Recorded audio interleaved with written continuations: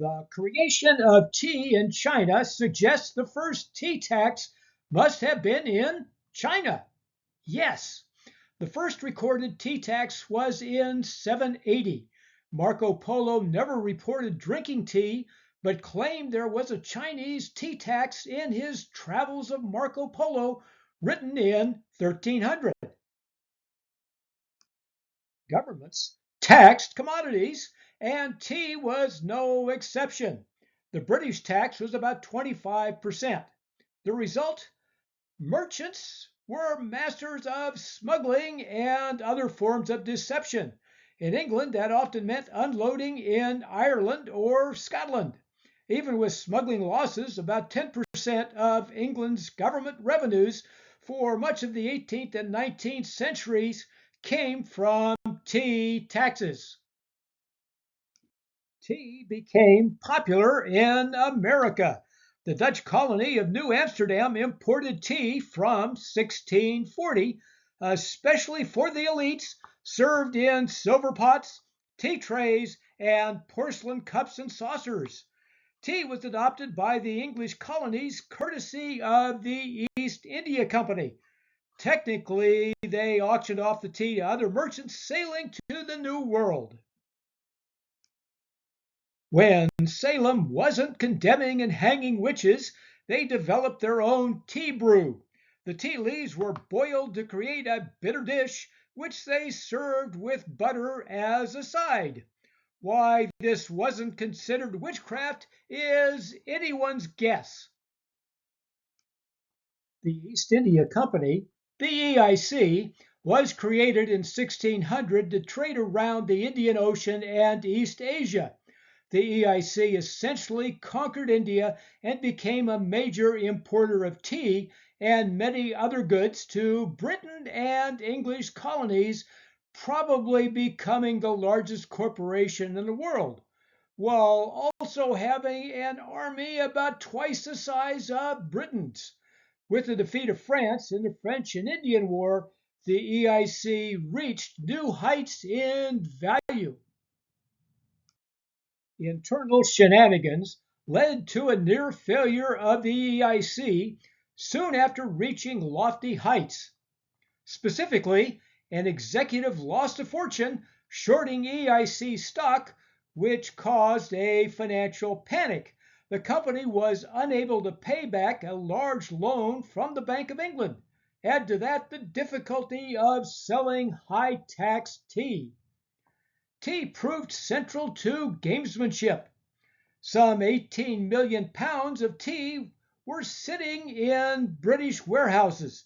Selling it quickly would be useful to both the EIC and British finances. The EIC got a loan from the Bank of England and sent the tea to American markets. What could go wrong? Britain needed revenues to pay off the debt from the 7 Years' War, expecting the American colonies to foot part of the bill. Historically, the colonies paid their own taxes. The Americans helped Britain win the war against France and now had to put up with British soldiers and pay British taxes. They became unhappy colonists, protesting and calling for no taxation without representation. These new taxes, in part, replaced tea taxes, which were reduced to stop smuggling. Given the emergency, the EIC was given favorable terms to sell tea to the colonies. That meant colonial merchants were placed at a disadvantage.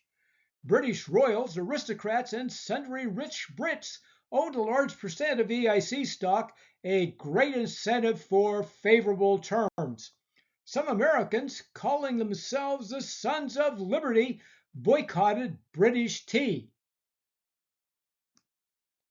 The excess tea was shipped to multiple ports, including Boston Harbor, and remained on British ships. This became the moment for a significant protest, the Boston Tea Party of December 1773. The Sons of Liberty, disguised as Native Americans, boarded the ships and dumped some 342 chests of tea worth some 10,000 pounds into Boston Harbor. Patriots in other colonies refused to let the tea be unloaded. The Brits were not amused. In 1774, George III in Parliament passed the Intolerable Acts, which closed Boston Harbor and ended self-government in Massachusetts. The 13 colonies soon met in Philadelphia and established the Continental Congress as a unified front against the mother country. The result was the American Revolution and independence, with tea being a driving force. Tom Standage, deputy editor of The Economist, noted that if the sun never set on the British Empire, it was perpetually tea time somewhere. Despite the revolutionary setback, tea remained the same popular teetotaler drink as before. This continued story next time on Food History and Mystery.